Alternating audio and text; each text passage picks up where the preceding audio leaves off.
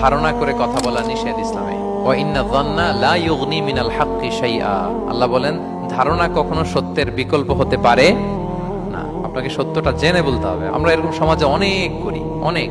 আপনি পাবেন, ধরেন যে আপনাকে আপনার এক বন্ধু দেখলো, রিকশা দিয়ে যাচ্ছেন, আপনার পাশে এক নারী বসা, তো সে অনেক কিছু খারাপ ধারণা করতে পারে।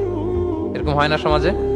এমন হতে পারে যে আপনি আপনার ছোট বোনকে নিয়ে বেরিয়েছেন, হতে পারে না? কিন্তু আপনি তো একটা ধারণা করে ফেললেন অন্য কিছু। বা আপনার ভাগ্নিকে নিয়ে বের হয়েছেন, আপনার আপন খালাকে নিয়ে বেরিয়েছেন কোনো কাজে, ডাক্তারের কাছে, কিছু একটা হতে পারে। কিন্তু তাকে দেখেই আমি এদিক সেদিক বলতে আরম্ভ করলাম যে ওকে তো দেখছি এরকম এরকম এরকম।